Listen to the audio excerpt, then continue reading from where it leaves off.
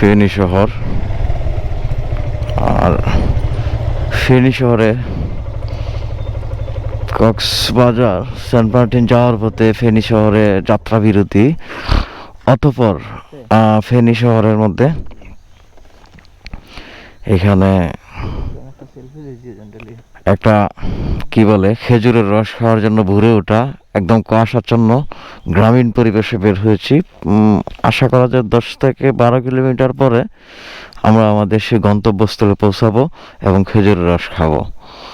কি পরিমাণ কুয়াশা, মানে কিছুই দেখা যাচ্ছে না। খুব ভোরবেলা বের হয়েছি। আসলে কথিত আছে যে, কথিত না, এটাই সত্য, যত ভোরে আর যত কুয়াশা থাকবে রস তত মিষ্টি থাকবে খেজুরের, সেটাই কথা।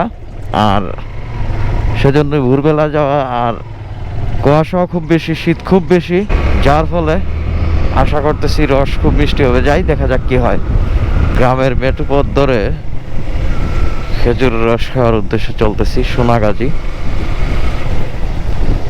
ফেনীর অদূরে, ফেনী জেলা শহরের খুব কাছের একটি ফেনীর উপজেলা সোনাগাজী। সেই সোনাগাজী উপজেলার হয়ে উপজেলার ভিতরে প্রত্যন্ত অঞ্চলে যাচ্ছি। কুয়াশাচ্ছন্ন ভেজা, আমার চোখের পাতা ভেজে গেছে, সম্পূর্ণ একদম ভেজা। এবং যে আমার গায়ে উইন্ডব্যাকারটা পরিহিত আছে, এটা সম্পূর্ণ উপরে ভেজা। এমনকি আমার যে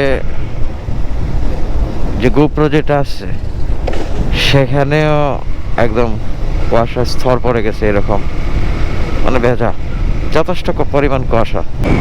আমি এত পরিমাণ কুয়াশা যে আমি এখন দিনের বেলাও বাধ্য হচ্ছি, খুব ভোরবেলা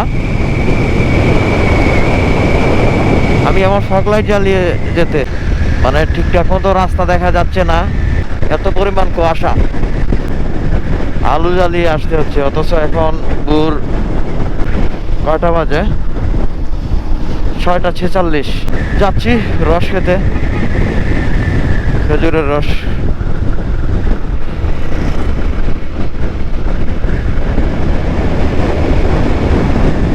অপোজিট থেকে গাড়ি দেখাই যাচ্ছে না।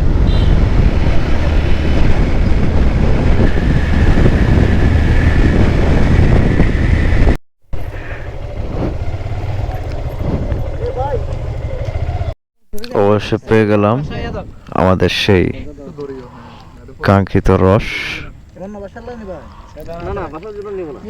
খেজুরের রস। কাঙ্ক্ষিত রস পেয়ে গেছি। ফেনী, বিখ্যাত ফেনীর সোনাগাজী মুড়ি প্রজেক্ট, মুড়ি উপজাতি কি মুড়ি প্রজেক্ট, মুড়ি প্রজেক্টের এখানে এই রাস্তা দিয়ে প্রচুর রস পাওয়া যায় গ্রামীণ এলাকায়, একদম সকালের একটা ফ্লেভার নিয়ে। যাই হোক, পরখ করতেছি, ফার্স্ট টাইম এই এলাকায় আসা।